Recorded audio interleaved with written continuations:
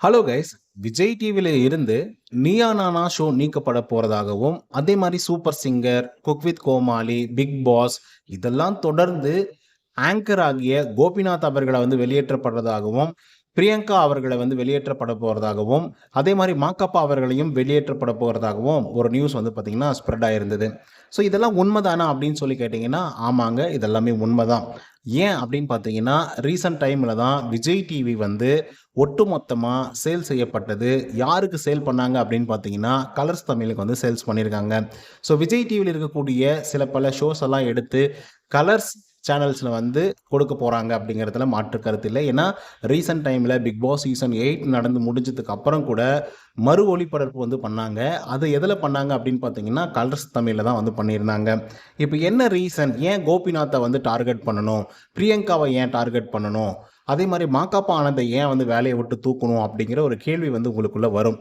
அதுக்கான பதில் என்ன அப்படின்னு பார்த்தீங்கன்னா, அதாவது இந்த டிவி ஆரம்பித்த காலங்கள்ல ஏகப்பட்ட ஸ்டார்ஸை உருவாக்குச்சு. ஏகப்பட்ட ஆங்கர்ஸை உருவாக்குச்சு. ஆனா இப்போ வந்தவர்களே தான் வந்துட்டு இருக்காங்க.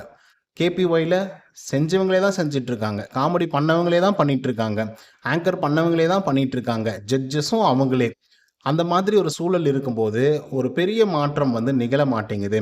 அதே மாரி தான் சூப்பர் சிங்கர்லயும் இதே மாதிரியான பிரச்சனை தான் வந்துட்டுருக்கு. என்னதான் கண்டஸ்டன்ட் எல்லாம் மாறினாலும், ஆங்கர்ஸ் அவங்களா மட்டும் தான் இருந்துட்டு இருக்காங்க. ஜட்ஜஸ் அவங்களா மட்டும் தான் இருந்துட்டு இருக்காங்க. ஸோ, அதனால மக்களுக்கு பெருசா இன்ட்ரெஸ்ட் இல்லாம போயிடுது அப்படிங்கிற மாதிரி ஒரு நியூஸ் பார்த்தீங்கன்னா பரவிட்டு இருக்கு. சரி, சூப்பர் சிங்கர்லாம் கூட ஓகே. ஆனா நீயா நானா என்னடா பண்ணுச்சு? சமுதாயத்தில் இருக்கக்கூடிய தேவைப்படாத, தேவைப்படக்கூடிய பல டாபிக்ஸ எடுத்து விவாதிக்கிறாங்கல்ல. நல்லா தானே போயிட்டு இருக்கு ஷோ. அதுக்கு ஏன்டா தடை பண்ணணும்? அதை ஏன்டா தூக்கணும்? அதுவும் குறிப்பா கோபிநாத் அவர்கள் நெறைய விஷயங்கள பகிர்றாரு. ஸோ அந்த மனுஷன ஏன்டா தூக்கணும்? அப்படிங்கிற கேள்வி உங்களுக்குள்ள வரலாம். அதுக்கு ரீசன் என்ன அப்படின்னு பார்த்தீங்கன்னா, நீயா நானாவுல கூட ஒவ்வொரு சீசன்கள்லயும் ஏகப்பட்ட டாபிக்ஸ் கவர் பண்ணப்படுகிறது. அதே மாரி பேசின நபர்களே மறுபடியும் பேசுகிறார்கள். பேசின கருத்துக்களையே மறுபடியும் பேசுகிறார்கள். பேசின டாபிக்கையே மறுபடியும் பேசுறாங்க. அப்படிங்கிற மாரி ஒரு குற்றச்சாட்டும் இருந்துட்டு இருக்கு.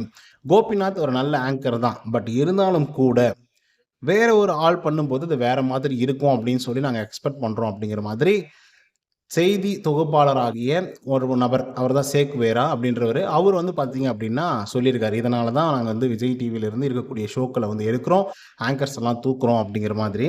ஸோ இதுதான் மெயின் ரீசன். சரிங்களா? ஸோ இதனால தான் கோபிநாத், பிரியங்கா, மாகாப் ஆனந்த் இவங்கெல்லாம் ஃபியூச்சரில் இருக்குவாங்களா இருக்க மாட்டாங்களா அப்படிங்கிறது தெரியல ஹோஸ்டா. பட் ஷோக்கள் மேபி இருக்கலாம். அதை கொஞ்சம் ஸ்லைட்டாக மாற்றி கொஞ்சம் அப்படி இப்படி பண்ணலாம். ஏன்னா இந்த வருடத்திற்கான சீசன்ஸ் எல்லாமே ஆரம்பிச்சிருச்சு. சொல்லப்போனால் ஆல்ரெடி பிக் பாஸ் முடிஞ்சிருச்சு. அதுக்கப்புறம் பார்த்தீங்க அப்படின்னா குக் வித் கோமாளி தொடங்கிட்டாங்க. ப்ரோமோஸ்லாம் ரிலீஸ் ஆயிடுச்சு. அதுக்கடுத்து பார்த்தீங்கன்னா சூப்பர் சிங்கர் இப்போ கிராண்ட் ஃபினாலே நடந்துட்டு இருக்கு. ஸோ அதனால இதெல்லாம் முடிஞ்சதுக்கு அப்புறம் தான் மேபி அதுக்கு அடுத்த கட்டத்தில் இல்லை அடுத்தடுத்த சீசன்கள் வரும்போது இந்த மாதிரியான முடிவுகள் எடுக்க போறாங்க அப்படிங்கிற மாதிரி தான் எல்லாருக்குமே தோணிட்டு இருக்கு. ஸோ கைஸ், இப்போ நீங்கள் சொல்லுங்கள், புதுசாக வரக்கூடிய ஆட்களுக்கு ஒரு வாய்ப்பு கொடுத்து ஒரு பெரிய ஷோவை அவங்க கையில் ஹேண்ட் ஓவர் பண்ணுறதும், எக்ஸ்பீரியன்ஸான ஆட்களுக்கு மறுபடியும்